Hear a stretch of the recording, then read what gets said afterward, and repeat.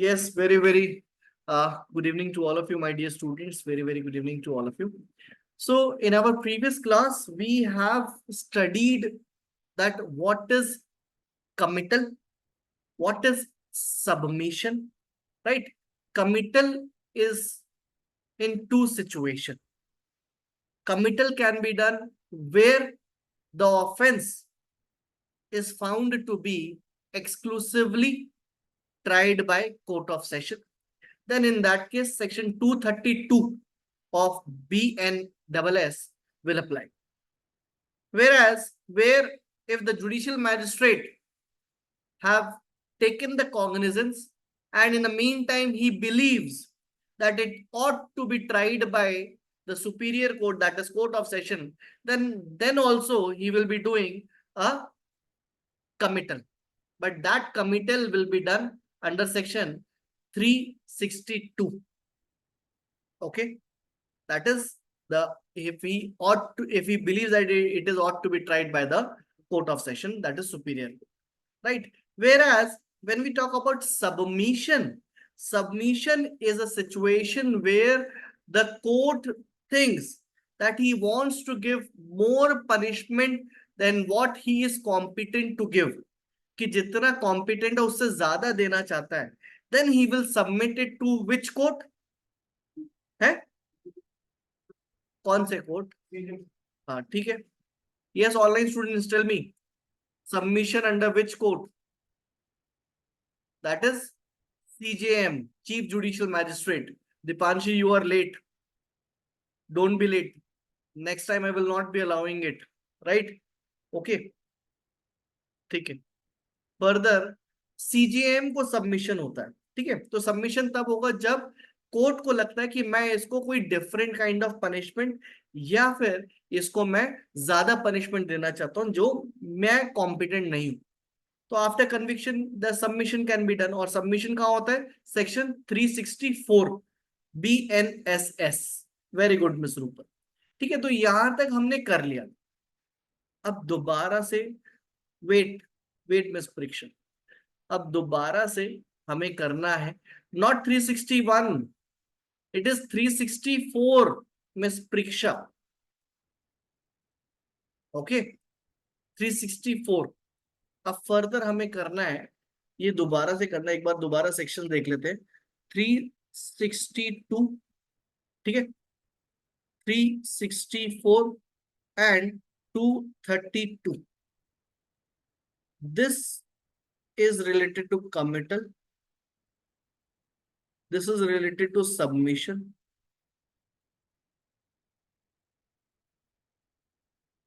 Wait, Miss Priksha, I'll be checking it. 232 is related to committal. Okay, right. अब एक काम करो, पहले 361 निकालो. What that Miss Priksha is saying. Let me just also check. 361.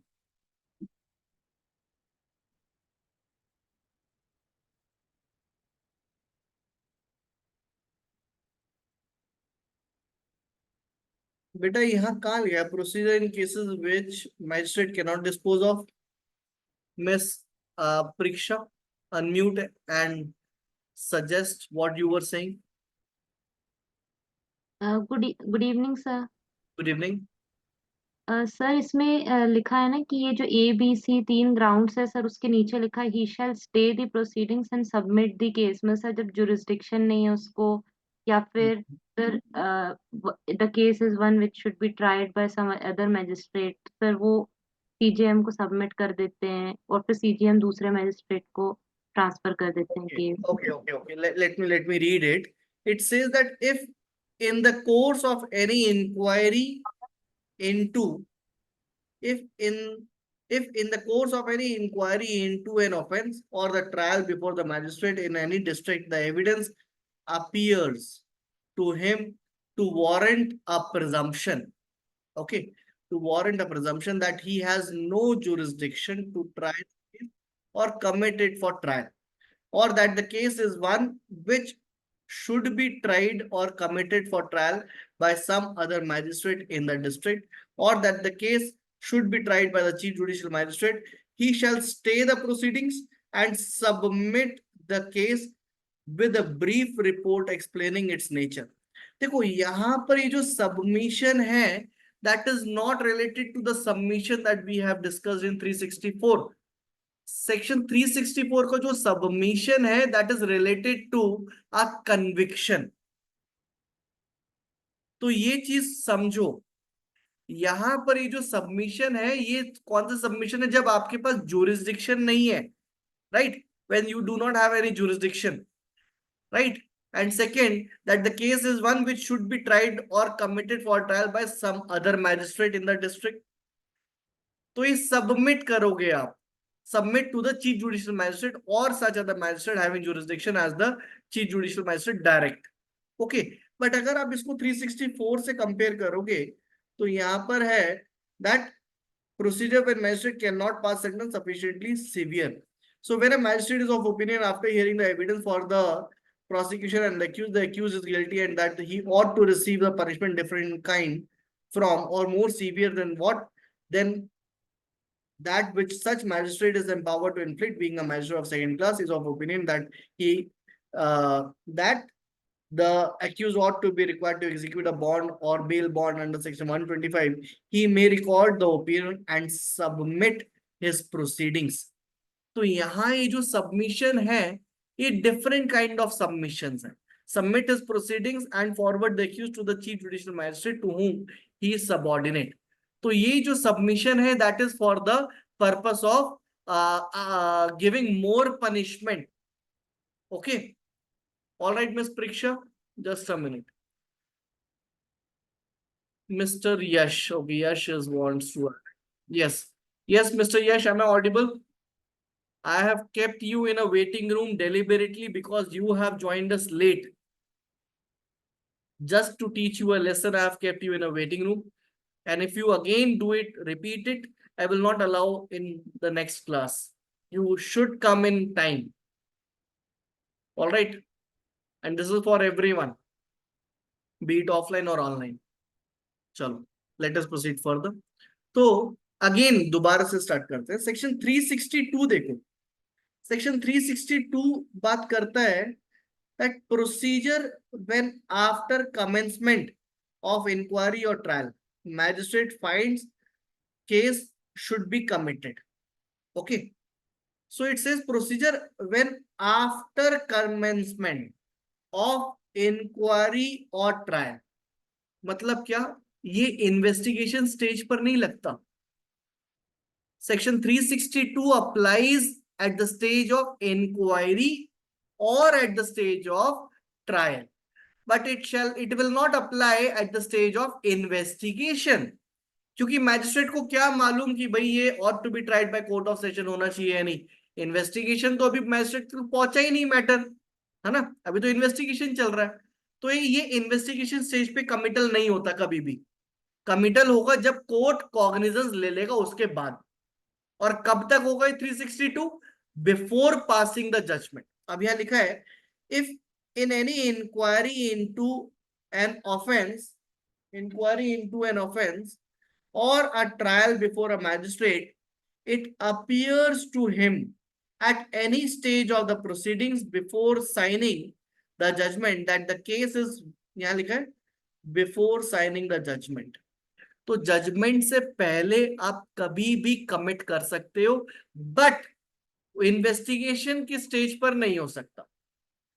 ठीक है, इंक्वायरी या ट्रायल के स्टेज पर होगा, but before signing the judgement. Alright, that the case is one which ought to be tried by the court of session, just a minute.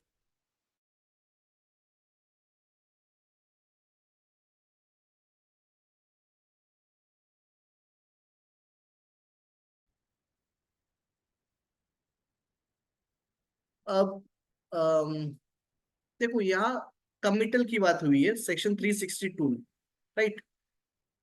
मैं दोबारा से आपको समझाता हूं. एक है सेक्शन 362 में और एक है 232 में, राइट? 362 कब लगता है? एट इंक्वायरी और ट्रायल स्टेज, ठीक है, that is before passing judgement.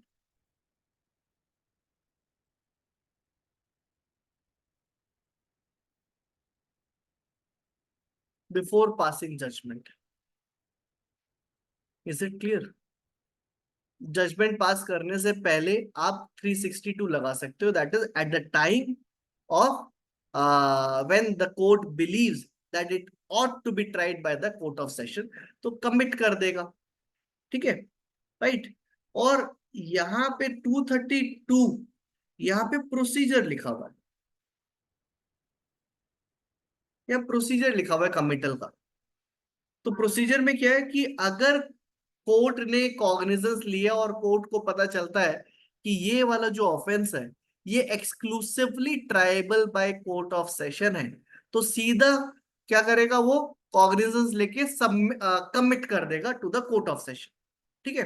वो तब जब आपका स्केड्यूल फर्स्ट स्केड्यूल में लिखा हो, फर्स्ट स्केड्यूल में 6th कॉलम में, right, to the columns है ना, and on in the 6th column it is written that which court will be is competent, ठीक है, is it clear? तो यहाँ पे 362 में क्या है, when the court believes that it is ought to be tried by the superior court, तो वो कमिट कर देगा। कब करेगा? Before passing the judgement, but it has to be within the inquiry और trial stage, it can not be done in investigation stage, ठीक है। तो ये चीज समझ में आ गई, लिखवा दूं मैं आपको ये सारी चीजें भी, काइंडली राइट इट डाउन। अभी हमने ये 232 नहीं पढ़ा, अभी पढ़ेंगे इसको, ठीक है, we will be reading it, but उससे पहले एक पैराग्राफ लिखो। A court of session, a court of session can try two types of cases. First, when a schedule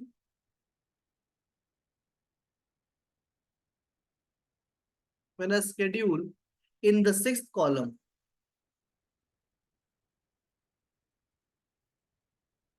specifies the name of court of session. In such cases, the offense is said to be, in such cases the offense is said to be exclusively triable,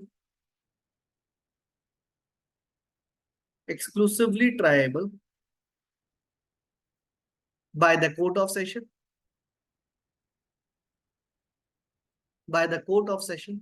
and therefore in these cases there is no need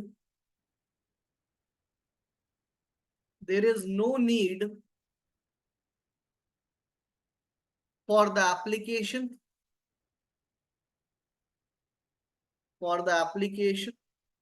under section 362, क्योंकि वहां तो लिखा हुआ है ना specifically कौन try कर रहा है, कोर्ट ऑफ सेशन, तो वहां 362 लगाने की जरूरत ही नहीं है, क्योंकि 362 आप तब लगाओगे जब आपको लगता है कि it is ought to be tried, कि ये ऊपर वाले कोर्ट को ट्राई करना चाहिए, तब आप 362 लगाते हो। बट अगर स्केड्यूल में लिखा हुआ है क्या, कि it is exclusively triable by court of session, तो सीधा कमिट करोगे ना दोस्त, किसमें 360 नहीं, उसमें 232 में, 232 में सीधा कमिट कर दोगे, 362 में थोड़ी जाओगे आप, ठीक है।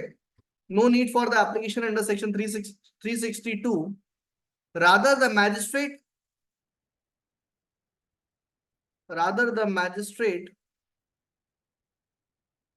will after taking cognizance will after taking cognizance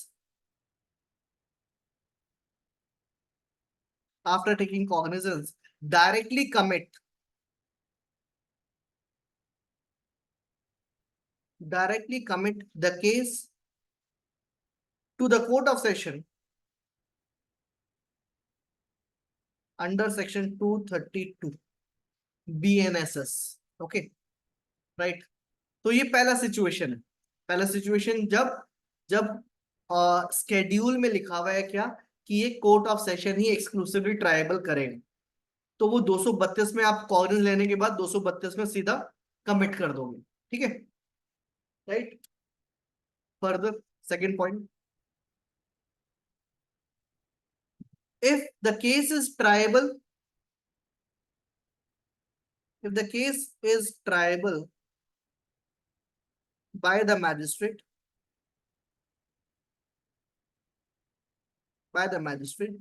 then he will take cognizance, then he will take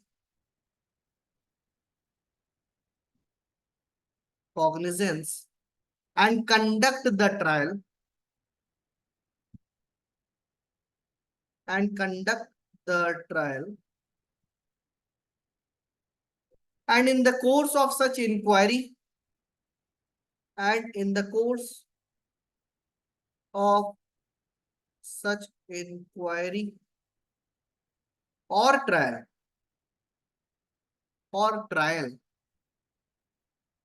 if he believes,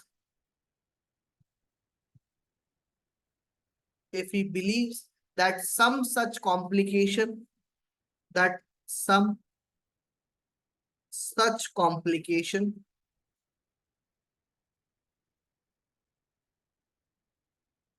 are involved,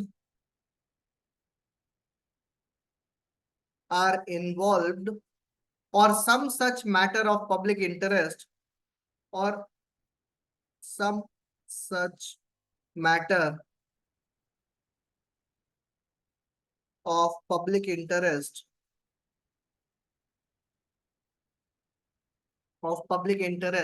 is involved,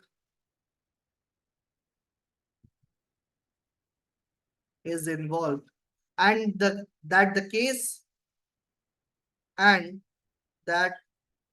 the case is ought to be tried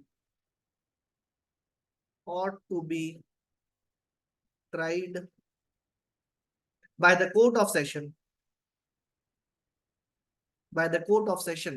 then the need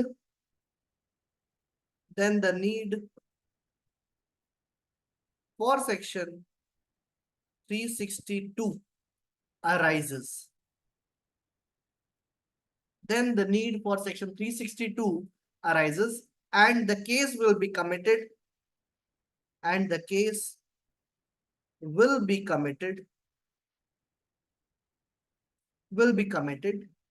to the court of session for trial under section 362, read with section 232 BNSS. Okay ठीक है online students, is it clear? Saloni ठीक है,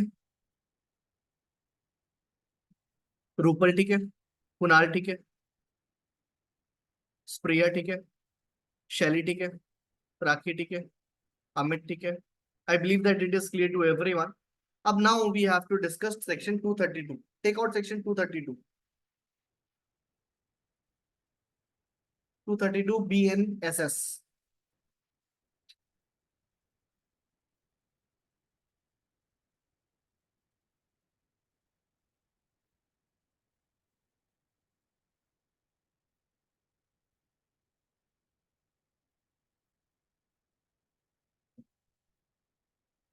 I'm reading it.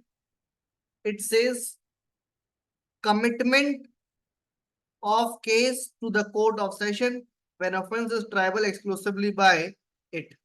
ठीक है, ये लिखा हुआ है ना आपके उसमें, right? Bear Act में. That commencement of the of case to the court of session when offense is triable exclusively by it. कि अगर exclusively triable है तो फिर commitment होगा, right? अब इसको पढ़ते हैं. It says that when in a case instituted on police report or otherwise। ठीक है, तो ये सिचुएशन कह रहा है कि जब कोई केस इंस्टीट्यूट होता है ऑन पुलिस रिपोर्ट मतलब एफआईआर हुई होगी, इन्वेस्टिगेशन हुआ होगा और पुलिस रिपोर्ट सबमिट हुई होगी। पुलिस रिपोर्ट 193 में दे रखा है BNS, sorry BNSS, police report 193। Okay, अब थोड़ा थोड़ा मुझे याद होने लग गया है, आपको भी याद हो जाएगा, right. Police report 193, FIR 173, FIR 173 में है ना BNSS। ओके, चलो, ये कह रहा है when in the case instituted on a police report और अदरवाइज, या फिर उसके अलावा सिचुएशन है कंप्लेंट केस हो या फिर सुओ मोटो हो। तो ये तीन तरह से केस इंस्टीट्यूट होते हैं, आज हम पढ़ेंगे ये तीन तरीके।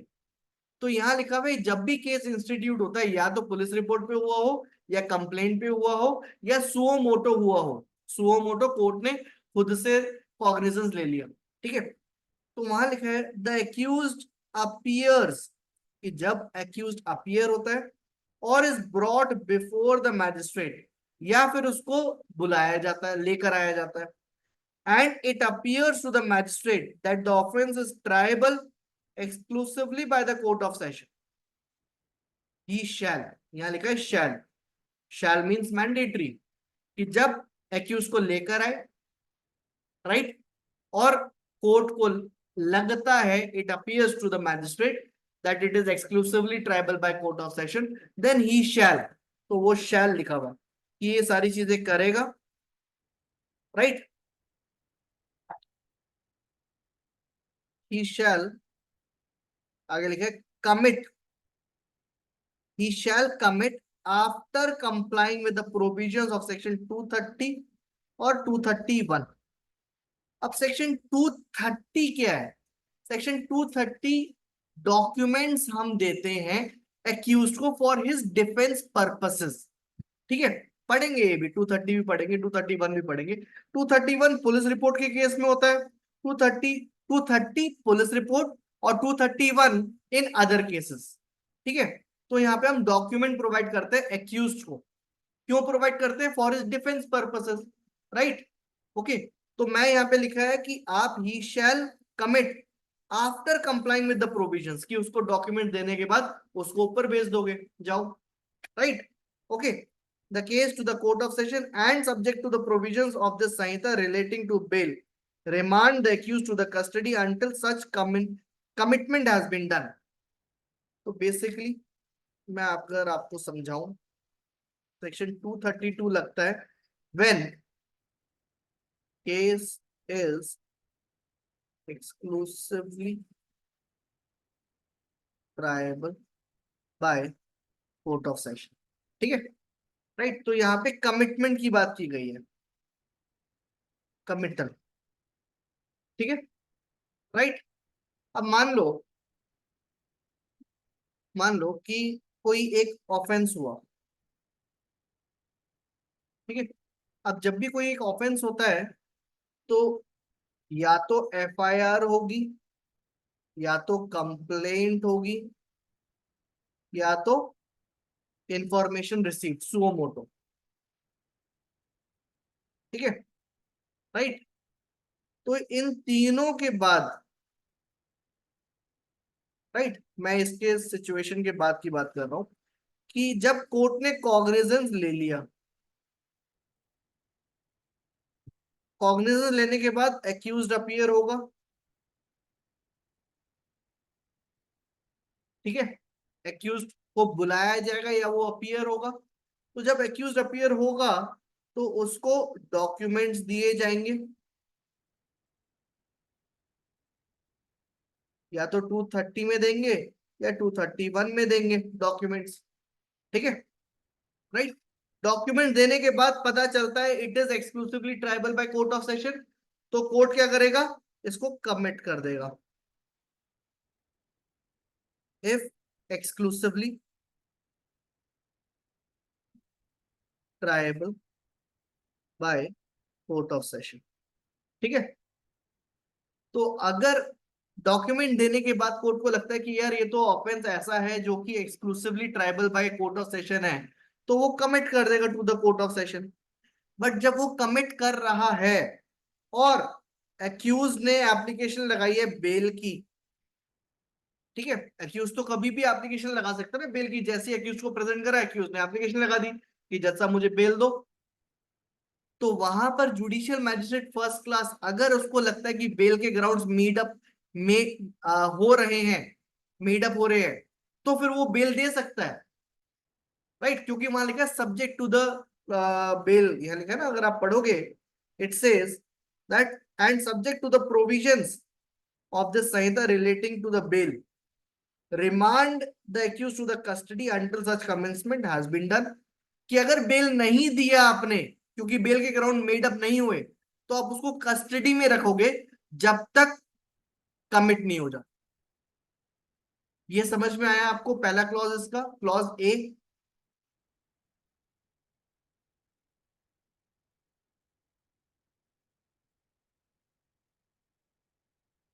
परीक्षा ठीक है, अमित ठीक है, रूपल ठीक है, कुणाल ठीक है, स्प्रिया, यश, शैली ठीक है, राखी ठीक है। व्हाट अबाउट ईशानी, सलोनी? तो पुलिस क्या, नहीं नहीं, पुलिस ये कह रहे हैं कि आप कस्टडी में रख सकते हो, वो जुडिशियल कस्टडी भी हो सकती है। ओके, पुलिस कस्टडी तो 15 दिन से ज्यादा नहीं रख सकते आप, पढ़ेंगे हम आगे। ठीक है, तो यहाँ पे लिखा है I am not confident sir, why, you may unmute, बेटा पूछो, अनम्यूट करो और पूछो क्या, कहाँ पे कॉन्फिडेंस नहीं आ रहा आपको, सलोनी?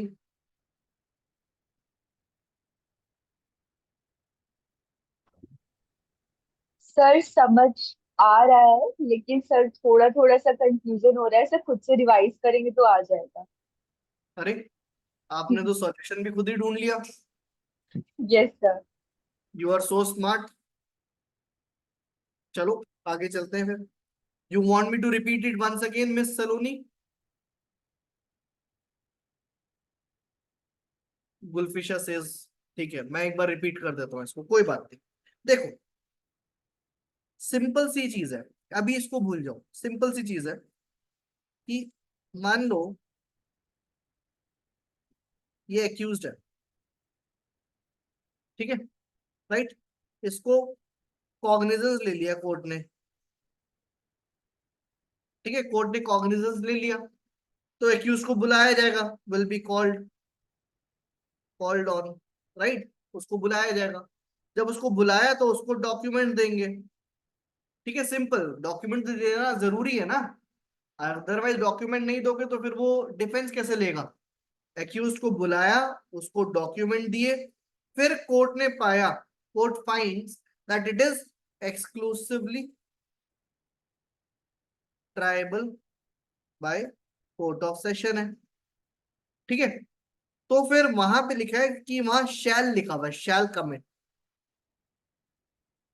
बट इस बीच ये जो चीजें हैं, इस बीच जब आप डॉक्यूमेंट दे रहे हो, एक्यूज ने एक डॉक्यूमेंट आपको दे दिया एप्लीकेशन के तौर पर कि जज साहब मुझे बेल दे दो, तो कोर्ट ने बेल पर हियरिंग कंडक्ट करी और कोर्ट ने पाया कि भाई बेल के ग्राउंड्स तो मेड अप नहीं हो रहे हैं, तो आप कमिट कर दोगे to the court of session. अब जब कमिट आज करा है तो जरूरी थोड़ी आपके आज ही आप कोर्ट ऑफ सेशन के पास चले जाओगे, अगली डेट पर जाओगे ना, तो अगली डेट तक एक्यूज का क्या करोगे, एक्यूज को आप कस्टडी में रख दोगे कि जाओ आप कस्टडी में जाओ। समझ में आया? या तो आप उसको बेल दे दो अगर बेल के प्रोविजंस ग्राउंड बन रहे हैं, तो बेल के ग्राउंड नहीं बन रहे तो उसको आप कस्टडी में डाल दो जब तक अगली डेट तक नहीं होती। ठीक है, समझ में आया? सलोनी एंड गुलफिशा, गुलफिशा ठीक है। अब बेटा, क्रिमिनल केस में एक्यूज का हर डेट में आना जरूरी है, अनिवार्य है, ठीक है, तो आपको एक्यूज को ही देने पड़ेंगे, वरना वो बोलेगा मेरे को तो दिए ही नहीं आपने डॉक्यूमेंट्स, है ना, कोर्ट देगा, कोर्ट देगा, अभी पढ़ेंगे, वो भी हम पढ़ेंगे, अभी आगे पढ़ेंगे। अब आगे देखो, क्लॉज बी देखो इसका, subject to the provisions of the Sanhita relating to bail. अगर बेल बन रहे हैं बेल दे दो, बेल नहीं बन रहे तो उसके बाद देखो, remand the accused to the custody during and until the conclusion of the trial. कि आप चाहो तो उसको रिमांड पर रख सकते हो, remand the accused to the custody. Custody कौन सी कस्टडी? या तो पुलिस कस्टडी होगी या तो जुडिशियल कस्टडी होगा, बट पुलिस कस्टडी 15 दिन से ज्यादा नहीं दे सकते, तो जनरली जुडिशियल कस्टडी मान के चलो कि आप उसको जुडिशियल कस्टडी में भेज देते हो। कब तक? Until the conclusion of the trial. But इस बीच में भी इस एक्यूज के पास राइट है कि वो कोर्ट ऑफ सेशन के पास बेल लगा ले। ठीक है, समझ में आया कि भाई बेल के वो नहीं बन रहे, मैंने आपको उसमें डाल दिया जेल में, अब आप जानो और कोर्ट ऑफ सेशन जाने, मैंने कमिट कर दी। ठीक है, समझ में आया? Online students tell me. Amit Saloni ठीक है, यश ठीक है, परीक्षा ठीक है, कुणाल ठीक है, रूपल ठीक है, एंड ईशानी, गुलफिशा, दीपांशी, अमित, प्रिया ठीक है, गुलफिशा ठीक है, शैली ठीक है। अब इसका further see, send to that court, वो जो कोर्ट ऑफ सेशन है ना उसके पास भेजोगे, send to that court the record of the case. जो भी आपके पास डॉक्यूमेंट्स हैं, जो भी रिकॉर्ड है, वो सारे रिकॉर्ड भी तो भेजोगे उस सेशन जज के पास, right? And the documents and articles if any which are to be produced in evidence. तो सारी चीजें आप जो है उस कोर्ट ऑफ सेशन में भेज दोगे अलॉन्ग विद द एक्यूज्ड। ठीक है, तो नॉर्मल ये सारी चीजें क्या है, ये प्रोसीजर है कि कमिट जब मैं कर रहा हूं तो मेरे पास क्या पावर है, मैं क्या कर सकता हूं। पावर मेरे पास क्या है कि अगर बेल की प्रोविजन पूरे हो रहे तो मैं बेल दूंगा, नहीं हो रहे तो मैं उसको कस्टडी में डाल दूंगा, और जो भी मेरे डॉक्यूमेंट वगैरह हैं जो एक्यूज को देने चाहिए वो मैं दे दूंगा। उसके साथ साथ सारा रिकॉर्ड मैं कोर्ट ऑफ सेशन भिजवा दूंगा, राइट?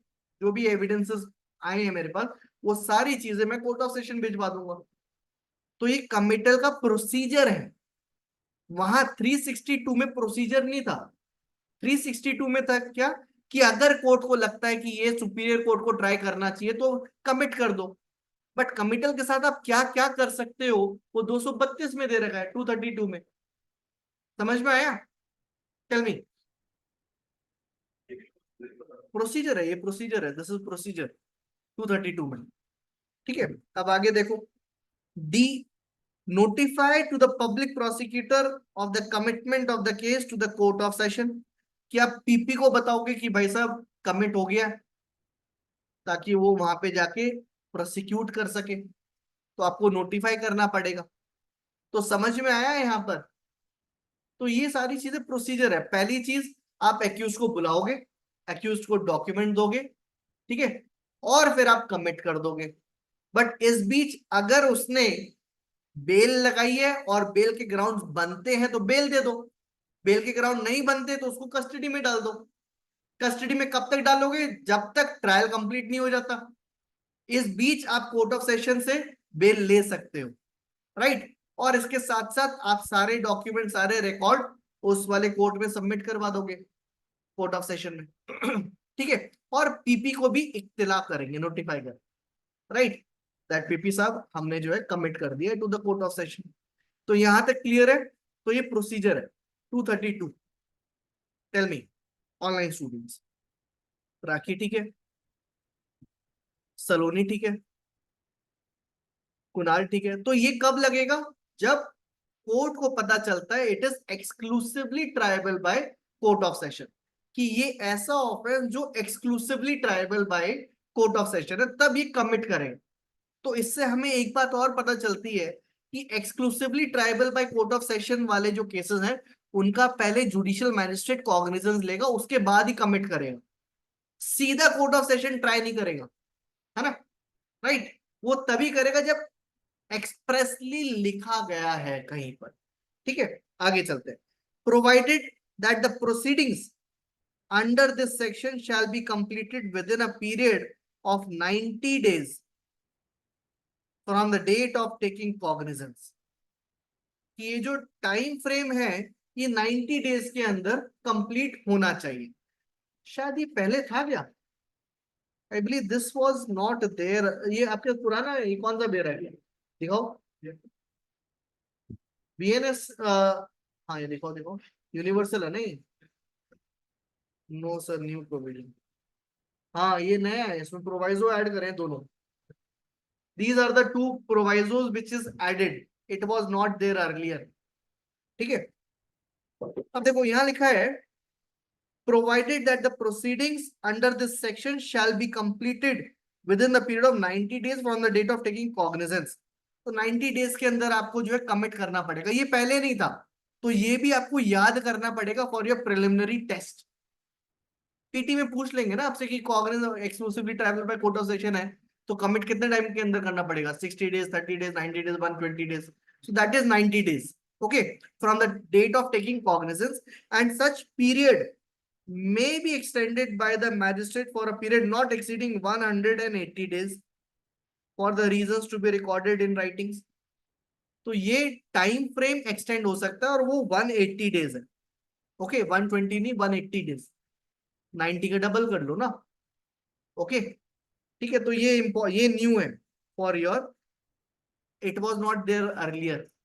अब आगे, provided further that any application filed before the magistrate by the accused or the victim or any person authorized by such person in case tribal by court of session shall be forwarded to the court of session with the committal of the case।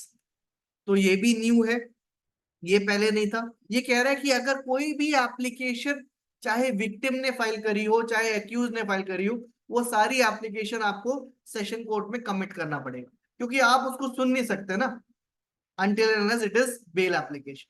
Bell application आप सुन सकते हो, but कोई और application, मान लो victim ने protest petition file कर रखी थी, राइट, तो that can be send to the court of session.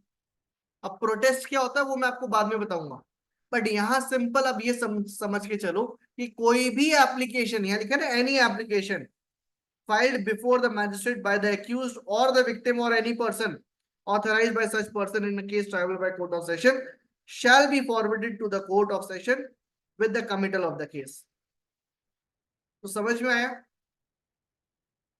Is it clear?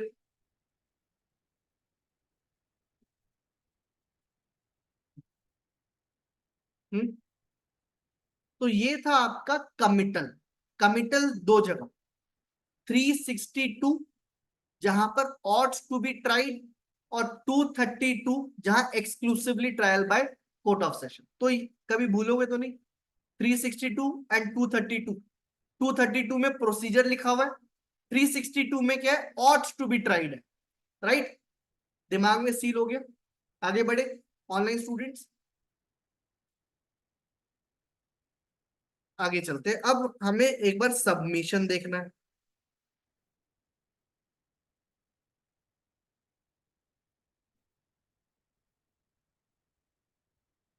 Three sixty four, ठीक है, 364 submission.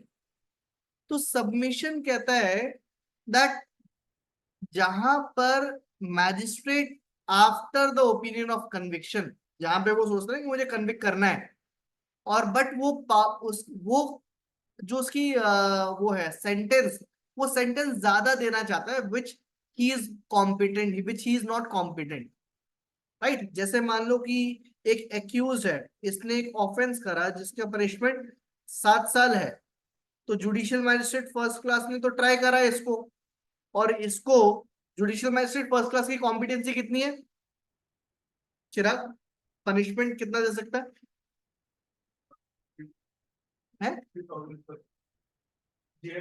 Judicial magistrate first class? 3 साल प्लस 50,000 प्लस कम्युनिटी सर्विस और बोथ और एवरीथिंग, राइट, ओके। या तो ये बोथ या फिर कम्युनिटी सर्विस। कम्युनिटी सर्विस के साथ कभी भी फाइन नहीं आएगा। क्या कह रहे हो बेटा, क्या क्या कह रहे हो? वो सीजीए में क्यों परेशान हो रहे हो आप? चलो आगे चलते हैं। तो 3 इयर्स या 50,000 और कम्युनिटी सर्विस, बट ये चाह रहे कि मैं 7 साल दूं, तो उस केस में वो सबमिट करेगा टू सीजेएम। अब सीजीएम क्या कर सकता है, या तो वो फ्रेश ट्रायल करवाएगा, फ्रेश ट्रायल को बोलते हैं डी नोवो ट्रायल, राइट। तो सीजीएम के पास ऑप्शन है, ऑप्शन क्या है, या तो वो फ्रेश ट्रायल कराएगा या फिर उसको मोर पनिशमेंट दे देगा, या तो उसको लेस पनिशमेंट देगा, या तो उसको एक्विट कर सकता है, वो कुछ भी कर सकता है, राइट। अगर वो फ्रेश ट्रायल करवा रहा है तो इसको बोलते हैं डी नोवो ट्रायल।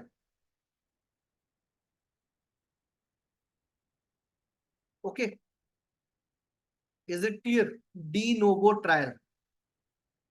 अब एक बार सेक्शन 364 पढ़ लेते हैं, take out section 364।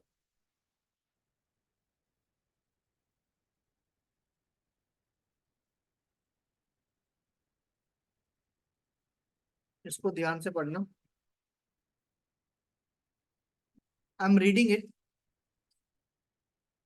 It says that whenever a magistrate is of opinion after hearing the evidence for the prosecution and the accused, ठीक है, right, after hearing the evidence for the prosecution and the accused that the accused is guilty, कि वो opinion है अभी उसका, किसका, judicial magistrate का, कि वो गिल्टी है, and that he ought to receive a punishment different in kind from or more severe than that which such magistrate is empowered to inflict, or being a magistrate of the second class is of opinion that the accused ought to be required to execute a bond or bail bond under section 125, he may record the opinion and submit his proceedings and forward the accused to the chief judicial magistrate to whom he is subordinate.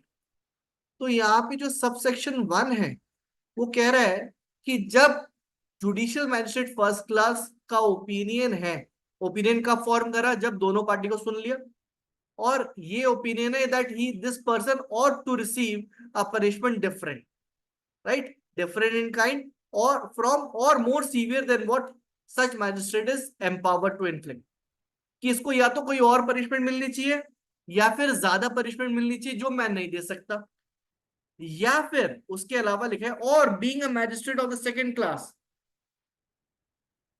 ठीक है, is of opinion कि मेरे को accused से peace keeping का bond fill करवाना है। ये जो 125 है ये बॉन्ड फिल होता है फॉर पीस कीपिंग, राइट। क्या लिखा है, accused ought to be required to execute a bond or bail bond under section 125। 125 में ये क्या है, पीस कीपिंग के लिए बॉन्ड फिल होता है जो कि 3 साल का होता है, that we will discuss later. तो सेकंड क्लास मैजिस्ट्रेट को अगर बॉन्ड फिल करवाना है या फिर जुडिशियल मैजिस्ट्रेट फर्स्ट क्लास को कोई ऐसी पनिशमेंट देनी है जो डिफरेंट है या ज्यादा है, तो इन केसेस में वो क्या करेगा, submit the proceedings and forward the accused to the chief judicial magistrate to whom he is subordinate, कि अपने ऊपर वाले जो सीजीएम है उसको सबमिट कर देगा। ठीक है, तो क्लॉज 1 समझ में आ गया 364 का, ऑनलाइन स्टूडेंट्स।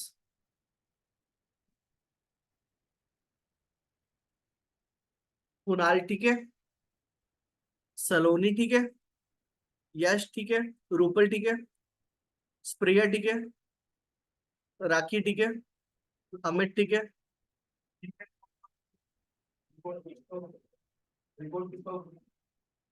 कहाँ लिखा है ही मे रिकॉर्ड है, एक मिनट रुको, लिखा है यहाँ पे magistrate of second class is of opinion that the accused ought to be required to execute a bond or bail bond under section 125, he may record the opinion and submit his proceedings। तो वो अपने opinion record करके CGM के पास भेज देगा कि मैं इसको ज्यादा पनिशमेंट देना चाहता हूँ या फिर मैं इससे ये वाला बॉन्ड फिल करवाना चाहता हूँ, तो वो सीजीएम के पास भेज देगा। ठीक है, तो जब वो भेज देगा तो इसका थर्ड क्लॉज पढ़ो अब। तो यहाँ थर्ड क्लॉज में कह रहे हैं the chief judicial magistrate to whom the proceeding are submitted में कि वो जो सीजीएम है जब उसके पास आ जाती है प्रोसीडिंग तो वो चाहे तो मे लिखा हुआ है ना, may means discretion, if he thinks fit examine the parties and recall and examine any witness who has already given evidence, तो वो एग्जामिन कर सकता है पार्टीज को दोबारा से, and recall and examine any witness who has already given evidence in the case, and may call for and take any further evidence and shall pass such judgment, sentence or order in the case as it thinks fit and is according to the law.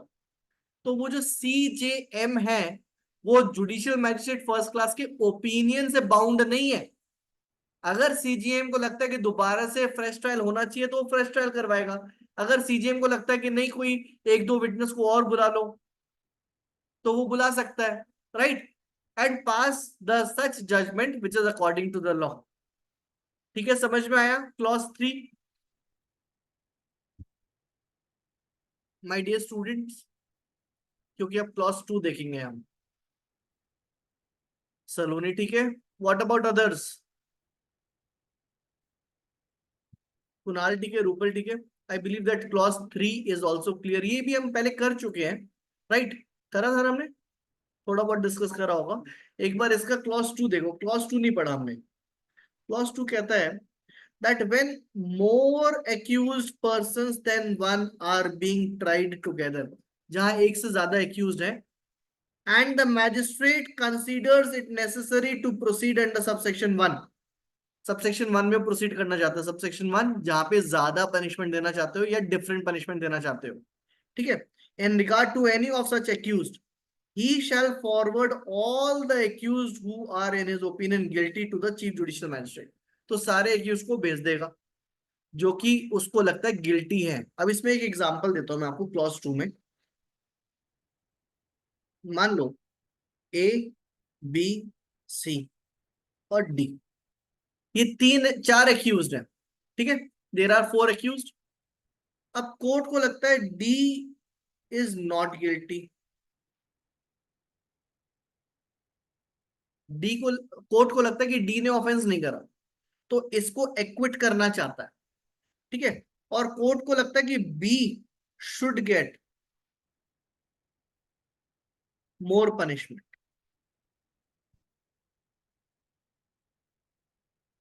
ठीक है, या different punishment. इसमें सिर्फ D को equity करना चाहता है, that is not guilty, और वो कहता है कि बी को ज्यादा पनिशमेंट मिलनी चाहिए, ए और सी को वो दे देगा पनिशमेंट। तो ऐसे केसेस में उसको ए बी सी इन तीनों को फॉरवर्ड करना पड़ेगा, ऑल 3 टू सीजेएम, सबमिट करना पड़ेगा। हालांकि उस वो चाह रहे सिर्फ बी को ही डिफरेंट पनिशमेंट मिले, बट बी के साथ साथ और दूसरे एक्यूज को भी जिसका वो लगता है उसको कि ये कौन है गिल्टी है, उन सबको भेजना पड़ेगा, बट जो नॉट गिल्टी है उनको नहीं भेजेगा, उनको एक्विट कर देगा उसको। समझ में आया माय डियर स्टूडेंट्स? है, सिर्फ बी को नहीं भेज सकते, आपको सबको एक साथ भेजना पड़ेगा। ऑल ऑल लिखा हुआ है ना, which in his opinion they are guilty, but जो नॉट गिल्टी है उसको फॉरवर्ड ही नहीं करेगा, ठीक है। हाँ, so that is your section 364 submission. Okay, तो सबमिशन समझ गए। सबमिशन को अगर मैं दोबारा से कंक्लूड करूं तो सबमिशन हम तब लगता है जब जुडिशियल मैजिस्ट्रेट फर्स्ट क्लास जब किसी को ट्राई करता है और वो ओपिनियन है उसका कि after listing both the parties that the accused should get a different kind of punishment और more punishment which he can inflict, ठीक है, या फिर जुडिशियल मैजिस्ट्रेट सेकंड क्लास को बॉन्ड फिल करवाना है, ठीक है, बॉन्ड फिल करवाना है किसी एक्यूज से और वो बॉन्ड जो है किसका है, पीस कीपिंग का है, तो फिर वो सीजीएम के पास सबमिट करेगा, क्योंकि जुडिशियल मैजिस्ट्रेट सेकंड क्लास के पास पावर नहीं है कि वो किसी एक्यूज से 125 का बॉन्ड फिल करवा सके, ठीक है, 125 आप निकाल लो, देख लो, that is for peace keeping है बिहेवियर 125। अरे चल जा,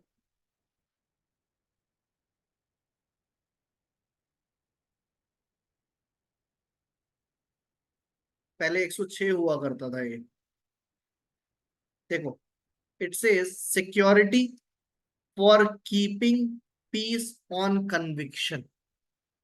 ठीक है, so it says that when a court of session or the court of magistrate of the first class convicts a person, ये फर्स्ट क्लास की बात कर रहा है और वहां सेकंड क्लास लिखा हुआ है।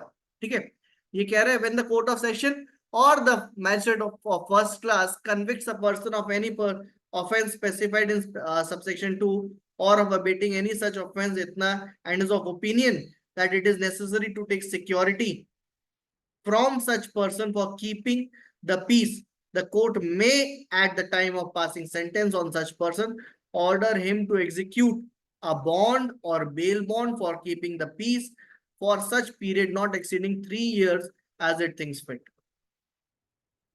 तो ये कह रहे हैं कि जहां पर कोर्ट को लगता है कि ये इससे सिक्योरिटी लेनी चाहिए फॉर कीपिंग द पीस, तो फिर वो बॉन्ड भरवा सकता है, बट ये जुडिशियल मैजिस्ट्रेट फर्स्ट क्लास या कोर्ट ऑफ सेशन। बट अगर जुडिशियल मैजिस्ट्रेट सेकंड क्लास को ऐसा लगता है कि मैं इसको कन्विक्ट कर रहा हूं बट इससे सिक्योरिटी लेनी चाहिए, तो फिर वो खुद नहीं लेगा, वो सीजीएम को सबमिट करेगा। समझ में आया? Is it clear? तो CGM can take the bond from the such accused under section 125 for keeping peace on conviction. Security ले सकते हैं कि भाई आप 50,000 रुपए जमा करो, या 2 लाख रुपए की सिक्योरिटी दो, या 10 लाख रुपए की सिक्योरिटी दो for keeping peace on conviction. समझ में आया? हाँ, हाँ, 3 साल तक का रहता है ये। अमित, दीपांशी, गुलफिशा, ईशानी, कुणाल, प्रीक्षा, राखी, Rupal, Saloni, Shaili, Priya, Yash, everyone please tell me, clear हुआ? रूपल, सलोनी, शैली, यश ठीक है, प्रिया ठीक है, गुलफिशा ठीक है। तो with this we have completed your submission committal, right? अब थोड़ा कॉग्निजेंस के प्रति चलते हैं। We shall proceed towards cognizance, right? अब कॉग्निजेंस में मैंने आपको बताया था कि कोर्ट ऑफ सेशन डायरेक्ट नहीं लेगा। मतलब कौन लेगा? जुडिशियल मैजिस्ट्रेट फर्स्ट क्लास या सेकंड क्लास कॉग्निजेंस लेगा। तो कोर्ट ऑफ सेशन डायरेक्ट नहीं लेता। कोर्ट ऑफ सेशन डायरेक्ट तभी लेगा जब एक्सप्रेसली दे रखा है इस संहिता में या किसी और लॉ में, एक्सप्रेसली दे रखा है। ये कहां लिखा है? सेक्शन 213, 213 में लिखा हुआ है। 213 निकाल लो।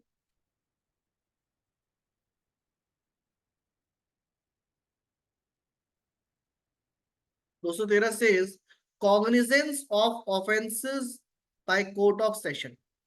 So it says except as otherwise expressly provided by this Sanhita or by any other law for the time being in force, no court of session shall take cognizance of any offense as the court of original jurisdiction.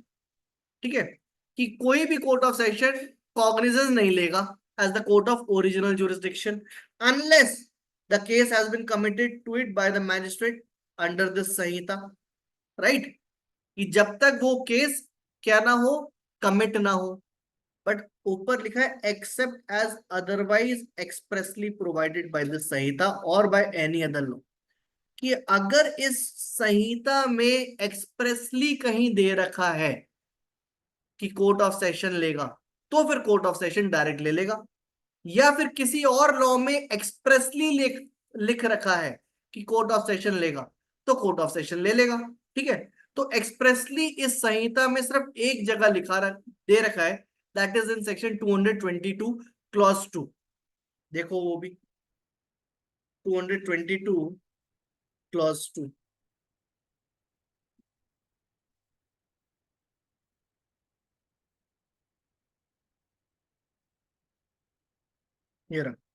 ये बात करता है prosecution for defamation. But defamation किसका?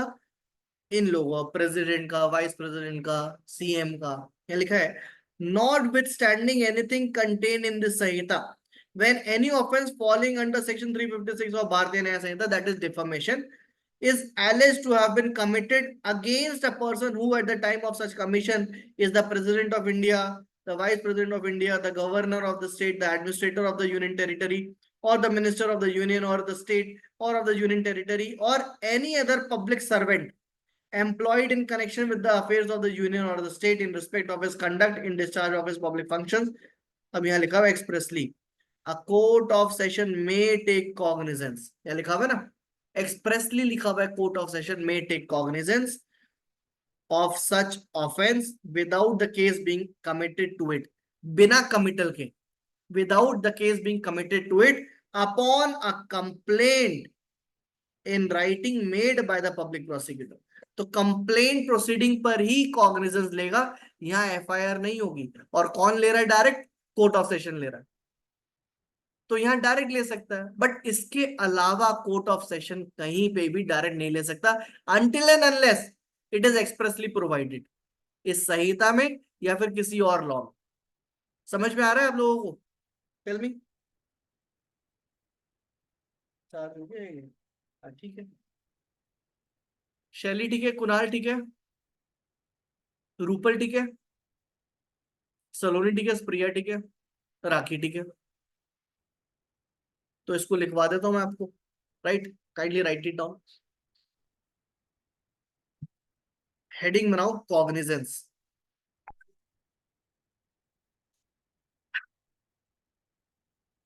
एक चीज बताता हूं, right it down cognizance.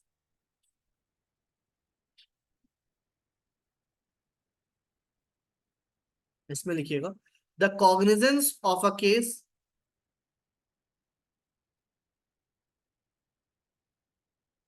the cognizance of a case is always to be taken,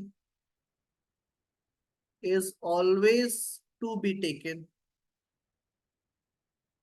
by the judicial magistrate first class or the judicial magistrate second class if specially empowered, if specially empowered for that purpose.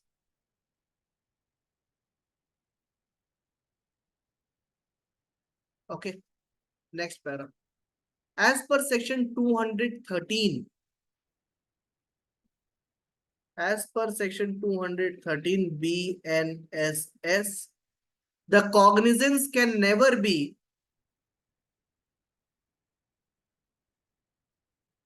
the cognizance can never be taken directly, never be taken directly in the court of session, can never be taken directly by the court of session, by the court of session, excepting in the cases of exception, in the cases of exceptions. Next para. It will take cognizance, it will take, it मतलब court of session, ठीक है. It will take cognizance upon committal, upon committal only when the magistrate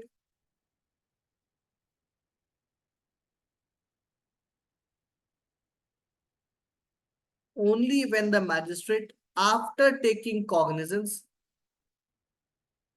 after taking cognizance has committed the case, has committed the case to the court of session, to the court of session. Next para. Section 222 subsection 2 is the provision, is the provision where the court of session where the court of session can directly take cognizance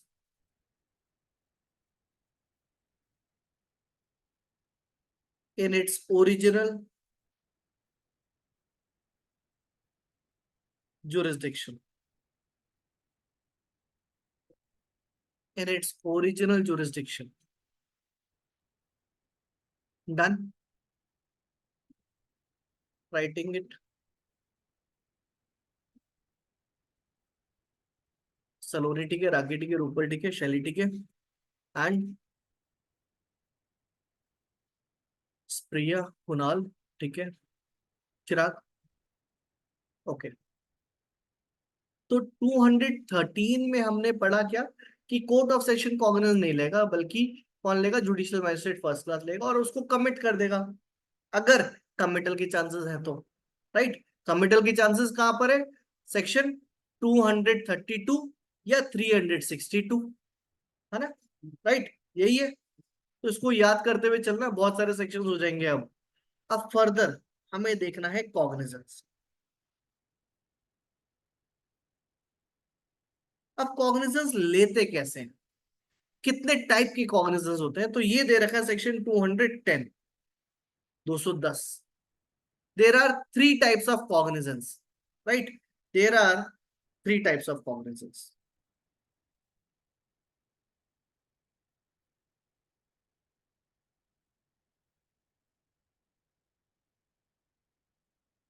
देखे 210, देखे, take out section 210।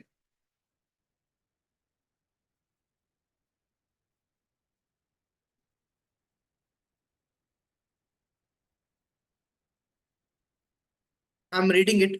It says cognizance of offenses by magistrate. Okay, cognizance of offenses by magistrate. Yeah, लिखा है subject to the provisions of this chapter and any magistrate of the first class and any magistrate of the second class specially empowered in this behalf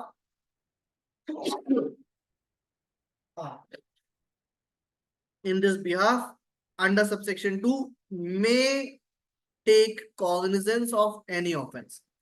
तो ये लिखा है judicial magistrate first class या judicial magistrate second class जो कि specially empowered है। अब कौन एम्पावर करता है ये आपको देखना है। सेकंड क्लॉज में लिखा हुआ है the chief judicial magistrate may empower any magistrate of the second class to take cognizance under subsection 1 of such offense as are within his competence to inquire into or try. तो यहां आपके पास question आएगा that who empowers second class judicial magistrate to take cognizance. Options में आएंगे high court, state government, CJM, chief judicial magistrate या court of session. तो ये सारे कंफ्यूजिंग ऑप्शंस आएंगे कि एम्पावर कौन कर रहा है। एम्पावर मतलब आपको मैं पावर कर रहा हूं, पावर दे रहा हूं कि आप ये वाले मैटर्स चोरी चकारी के आप देख सकते हो। तो अगर मुझे स्पेशली एम्पावर करा है तो ही मैं उसका कॉग्निजेंस ले सकता हूं, वरना नहीं। कौन से केस में? Second class judicial magistrate, right? तो एम्पावर कौन करेगा? सीजेएम। तो चीफ जुडिशियल मैजिस्ट्रेट एम्पावर्स। ठीक है, इज इट क्लियर? तो this is very very important for your prelims point of view that who empowers second class, it is CJM, not court of session, not high court, not state government. It is the CJM who empowers the second class judicial magistrate. ठीक है, याद रहेगा। आगे बढ़े online students. सलोनी, शैली, रूपल ठीक है, सलोनी ठीक है, गुलफिशा, कुणाल ठीक है। Okay, good, very very good. अब हमें पढ़ना है कि कॉग्निजेंस लेते कैसे। अब यहाँ लिखा है may take cognizance of any offense upon receiving a complaint. तो क्लॉज 1A सबसेक्शन 1A बात करता है upon receiving a complaint of facts including any complaint filed by the person authorized under any special law which constitutes such offense.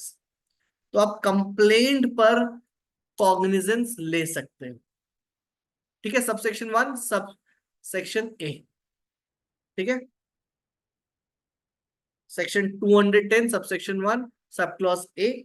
अब इसका clause B देखो क्या कह रहा है। Upon a police report submitted in any mode including electronic mode of such facts। तो ये add करा गया है, it was not there earlier, है ना, right. Submitted in any mode including electronic mode of such facts, तो ये police report की बात कर रहा है।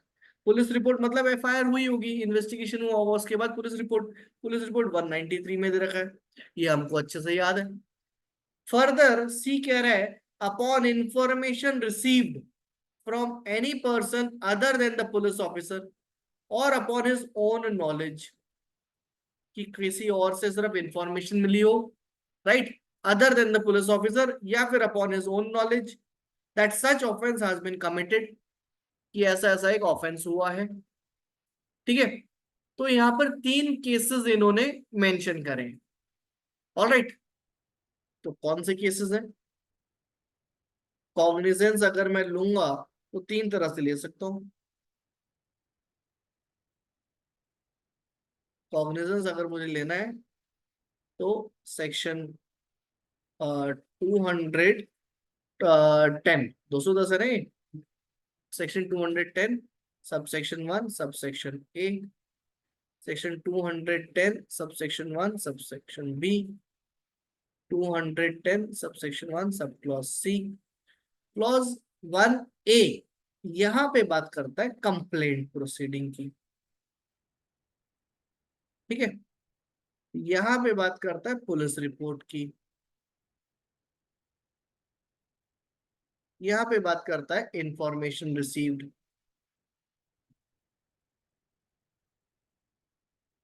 या suo motu by his own knowledge. तो ये 3 अलग केसेस हो गए ना, इज इट क्लियर? या तो वो कंप्लेंट केस होगा, ठीक है, या तो वो पुलिस रिपोर्ट वाला केस होगा, या तो इंफॉर्मेशन रिसीव्ड वाला होगा। अब पुलिस रिपोर्ट मतलब यहाँ एफआईआर हुई होगी, फिर इन्वेस्टिगेशन हुआ होगा, फिर इन्वेस्टिगेशन 2L में डिफाइंड है, पहले 2H था अब 2L में है। Investigation is only for the purpose of collecting evidence. ठीक है, डिस्कस करेंगे इसको भी। एफआईआर हुई, इन्वेस्टिगेशन हुआ, उसके बाद पुलिस रिपोर्ट सबमिट हुई,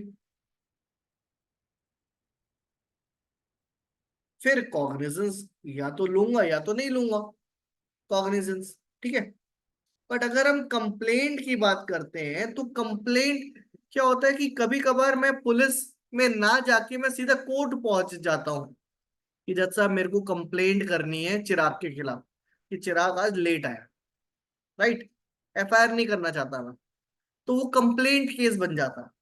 तो complaint is given under section 223 BNSS। ठीक है, तो अगर कंप्लेंट रिसीव हुई है तो उस पे आप कॉग्निजेंस लोगे, अगर पुलिस रिपोर्ट आई है तो उस पे आप कॉग्निजेंस ले सकते हो, या तो सुओ मोटो आप ले सकते हो। ठीक है, इज इट क्लियर? तो यहां पर आप कॉग्निजेंस ले सकते हो। अब इसको थोड़ा और डिटेल में हम पढ़ेंगे कल। शैली ने पूछ लिया सर सुओ मोटो कैसे, बताएंगे, कल बताएंगे, आज नहीं बताएंगे, या मैं आज बता दूं? बताओ, tell me, should I tell it right now? सुमो मोटो मैंने पहले भी बताया था, जैसे आपने सुना होगा भी recently the supreme court has suo motu taken cognizance in RG Kar medical college का जो रेप केस हुआ है वहां पे सुमो मोटो कॉग्निजेंस लिया है, राइट। ओके, तो कॉग्निजेंस सुमो मोटो मतलब कि ऐसी कोई इंफॉर्मेशन मेरे को रिसीव हुई है जहां मुझे लगता है कि इसके ऊपर और कोई एफआईआर वगैरह कुछ भी नहीं चल रहा है, मेरे को एक अलग से सेपरेट ट्रायल करना है, तो उसपे मैं सो मोटो ले सकता हूँ। मान लो कि अगर पता चला मुखर्जी नगर में इतनी सारी चोरियां हुई हैं, राइट, इतने सारे मर्डर हुए हैं, बट अभी तक कोई एफआईआर लॉन्च नहीं हुई, क्यों? क्योंकि एमपी का नाम आ रहा है सामने, और कोई पुलिस ऑफिसर एफआईआर लॉन्च करके नहीं दे रहा है, कोई विटनेस या कोई कंप्लेनेंट सामने नहीं आ रहा है ना, क्योंकि कंप्लेनेंट डर जाते हैं। कोई क्यों क्यों उसमें आग में हाथ दे, तो ना तो कोई कंप्लेनेंट आ रहा है सामने, ना तो कोई पुलिस ऑफिसर उसका रिकॉर्ड कर रहा है।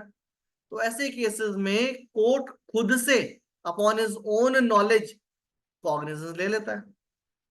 बट जब कॉग्निजेंस लेता है तो आपको बताया जाता है कि देखो मैंने कॉग्निजेंस लिया है, आपके पास ऑप्शन है कि आप किसी और कोर्ट के थ्रू आप क्या कर सकते हो, ट्रायल कंडक्ट करवा सकते हो, कि ये ना हो जाए कि कल को आप बोले कि मैं बायस हूं। तो मैं आपको बताऊंगा, मेरी ड्यूटी है ये आपको बताने की कि मैंने कॉग्निजेंस लिया है, बट आपके पास चॉइस है कि आप किसी और कोर्ट से अपना कंडक्ट करवा सकते हो ट्रायल वगैरह, इंक्वायरी। तो ये सब हम चीज कल पढ़ेंगे, ठीक है? समझ में आया थोड़ा बहुत?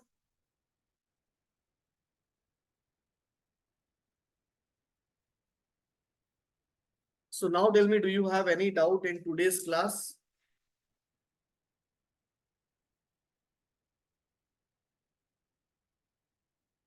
If it is all clear, then thank you so much, my dear students. We shall meet tomorrow, right? Thank you, everyone. God bless you. Let me close this recording.